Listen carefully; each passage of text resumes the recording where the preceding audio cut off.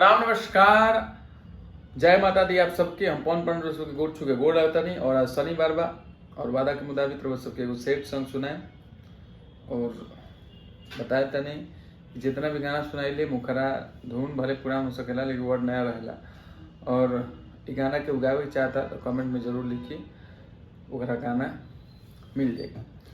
चलिए नमस्कार प्रणाम, शुरुआत करते हैं वीडियो के। और सबसे पहले बता दे रहे हो सबके कि अब धीरे धीरे गर्मी अपना चरम सीमा पर बाद, लूक भी बहता धीरे धीरे। तो जब भी घाम में निकली तो एक गिलास कम से कम पानी जरूर पी के निकली। कच्चा आम के पका के ओकर शरबत के सेवन करी, बेल के शरबत पी, गन्ना के रस पी। ये सब जितना भी माने रउआ शरीर के तरल खाना कम लेकिन पानी ज़्यादा पी, लिक्विड ज़्यादा पी। ऐसे रउआ शरीर के तापमान जौन बा तो बाहर के तापमान से मैच करी और लूक ना लगे के संभावना रही।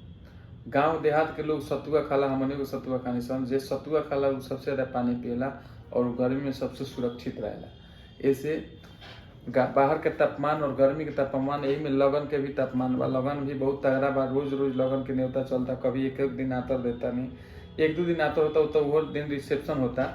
लेकिन लगन के तमाम व्यस्तता बा, तो ऐसे खान पान पर कंट्रोल रखे के बा, ना तो गर्मी बहुत अभी चरम सीमा पर बा।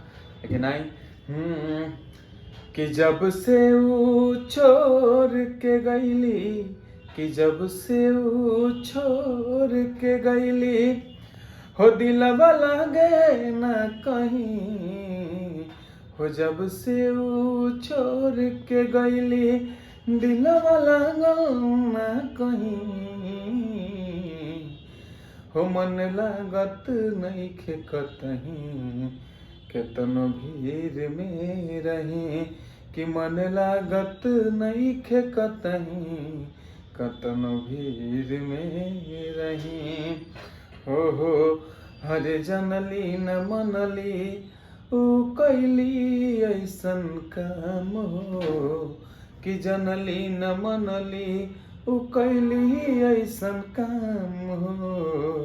बिना कुछ गलती के भैनी बदनाम हो। कि बिना कुछ गलती के भैनी बदनाम हो।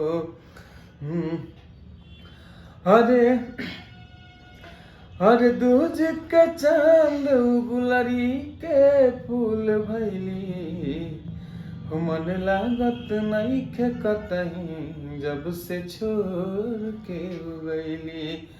मन लागत नहीं खे कतहीं, जब से छोड़ के गईली। चलिए प्रणाम नमस्कार और सही प्यार और आशीर्वाद बनल रही हमारा पवन धुन चैनल पर। और हमारे पेज पे भी रहो से बहुत सारा लाइक देता नहीं, व्यूज देता नहीं। एक खातिर सब लोग का नमस्कार बा, प्रणाम बा और सही प्यार और आशीर्वाद बनल रही। तो हर शनिवार के एगो सेट सॉन्ग, मंगलवार के भगवान हनुमान जी के भजन, बृहस्पतिवार के एगो प्यारा सा सामाजिक चेतना आप सबके सुनावत रहे मसई। और नया नया अपडेट भी देते रहे, बहुत सारा गाना भी आवेला बा, सबके अपडेट वो सबके मिली। नमस्कार प्रणाम, जय माता।